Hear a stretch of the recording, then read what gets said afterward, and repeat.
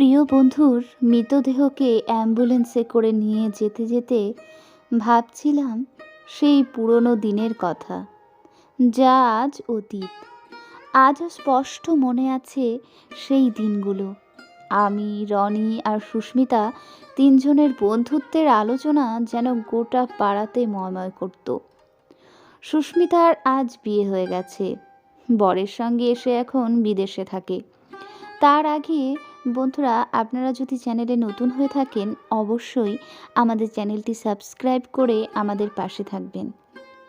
ওর সঙ্গে আমাদের বছরে একবার দেখা হয়, যখন সে দেশে ফেরে, ঠিক দুর্গাপুজোর সময়। 2 মাস আগেই সে এসেছিল এখানে, আর পুজো কাটিয়ে আনন্দ করে আবার বিদেশ চলে গেছে। সুস্মিতা চলে যাবার পরেই রনির জীবনে নেমে আসলো অন্ধকার।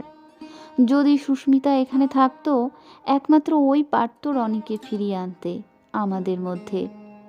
আমি বলেছিলাম সব ঠিক হয়ে যাবে, কিন্তু হয়নি।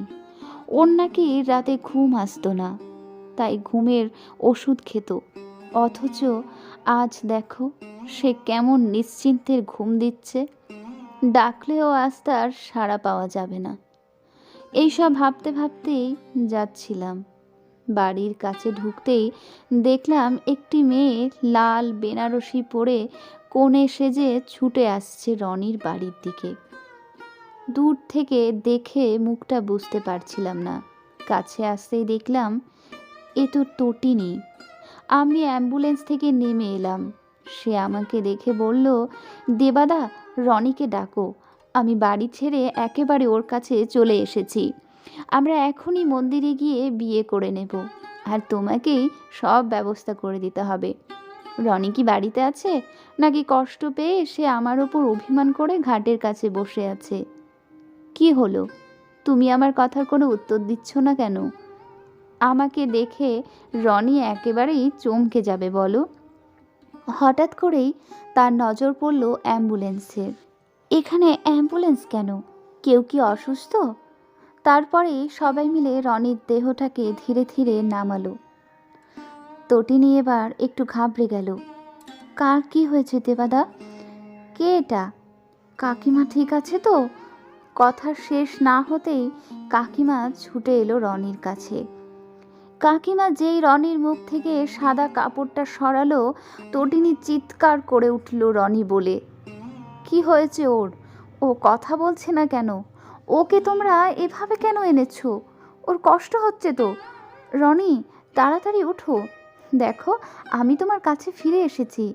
চলো আমরা এখনই বিয়ে করে নেব, তাহলে আমাদের আর কেউ আলাদা করতে পারবে না। আমি বুঝতে পারছিলাম না কাকিমাকে সামলাবো নাকি তটিনীকে। কাকিমার কাছে পাড়ার লোকজন আছে, তাই তটিনীর কাছেই গেলাম আমি। ওকে বললাম, রনি আমাদের ছেড়ে চির ঘুমের দেশে চলে গেছে। তুমি ওঠো তটিনী, এমন পাগলামি করো না। তটিনী হঠাৎ করেই জ্ঞান হারিয়ে ফেলল। ওকে ঘরে নিয়ে গিয়ে চোখে মুখে জল দিয়ে দিলাম।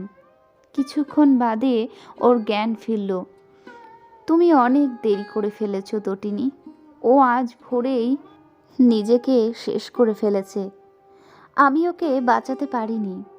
শুধু আমাকে একটা টেক্সট করেছিল যে আমি যাতে তোমাকে ওর মৃত্যুর সংবাদ না দিই, তুমি যাতে সুখের সংসার করতে পারো। তটিনী বলল, ও তো বলেছিল আমার জন্য সারা জীবন অপেক্ষা করবে, তাহলে ও কথা কেন রাখলো না? আমাকে ছেড়ে এভাবে কেন চলে গেল সে? আমি কি করে বাঁচবো ওকে ছেড়ে? ও এতটা স্বার্থপর হতে পারলো কি করে? সে রনির কাছে গিয়ে বলল, তুমি কি ভেবেছ যে আমাকে রেখে একাই চলে যাবে? এই দেখো আমি কি সুন্দর করে সেজেছি। আজ আমাদের বিয়ে, সবার সামনে তোমার মা আমাদের আশীর্বাদ করবেন। দেবাদা আমাকে 2টো রজনীগন্ধার মালা এনে দেবে গো। কি করবে তুমি? দাও না গো এনে। কাছের দোকান থেকে মালা 2টো আমি নিয়ে এলাম। তটিনী একটা মালা ওর গলায় পরল, আর একটা রনিকে পরিয়ে দিল। তারপর সে রনির হাত দিয়ে মাথা ভর্তি করে সিঁদুর পরে নিল। আমাকে কেমন লাগছে রনি? দেখো, সুন্দর লাগছে বলো। আমার ওপর খুব অভিমান হয়েছে তোমার, তাই না বলো? দেখবে কিছুক্ষণ পরে আর কোনো অভিমান থাকবে না তোমার। এই কথা বলে সে ঘরে চলে গেল আর ঘরটা দরজা বন্ধ করে দিল ভিতর থেকে। আমি ছুটে গেলাম সেখানে। তটিনী, দরজা খোলো, কি করছো তুমি? অনেক ডাকার পরেও যখন সে দরজা খুলল না, তখন পাড়ার কিছু ছেলেরা ছুটে এলো আর দরজা ভেঙে দিল। দরজা ভাঙার পরেই যা দেখলাম তা হলো তটিনীও নিজেকে শেষ করে ফেলেছে। ওকে নামানোর পরে দেখলাম যে ওর হাতে একটা চিঠি।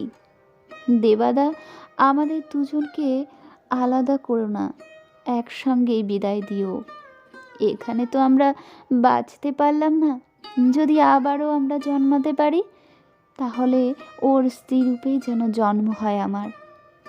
বাবাকে জানিয়ে দিও, আমাদের আর বাবা আলাদা করতে পারবে না, সমাজের কোনো বাধাই থাকবে না।